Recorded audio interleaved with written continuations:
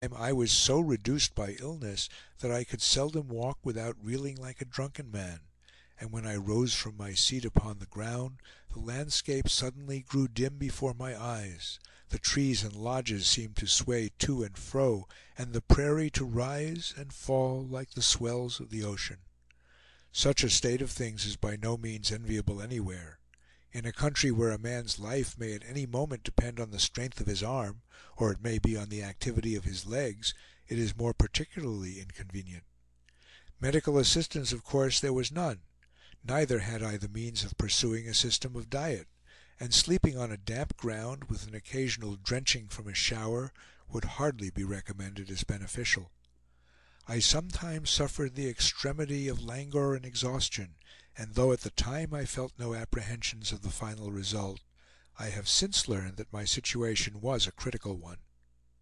Besides other formidable inconveniences, I owe it in a great measure to the remote effects of that unlucky disorder that from deficient eyesight I am compelled to employ the pen of another in taking down this narrative from my lips, and I have learned very effectually that a violent attack of dysentery on the prairie is a thing too serious for a joke.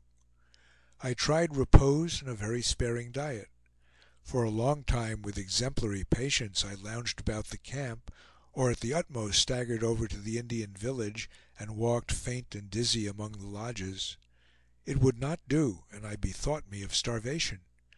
During 5 days I sustained life on one small biscuit a day. At the end of that time I was weaker than before, but the disorder seemed shaken in its stronghold, and very gradually I began to resume a less rigid diet. No sooner had I done so than the same detested symptoms revisited me. My old enemy resumed his pertinacious assaults, yet not with his former violence or constancy; and though before I regained any fair portion of my ordinary strength, weeks had elapsed, and months passed before the disorder left me, yet, thanks to old habits of activity and a merciful Providence, I was able to sustain myself against it. I used to lie languid and dreamy before our tent, and muse on the past and the future, and when most overcome with lassitude, my eyes always turned toward the distant Black Hills.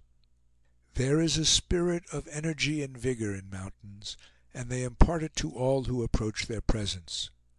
At that time I did not know how many dark superstitions and gloomy legends are associated with those mountains in the minds of the Indians; but I felt an eager desire to penetrate their hidden recesses, to explore the awful chasms and precipices, the black torrents, the silent forests, that I fancied were concealed there. End of chapter 11.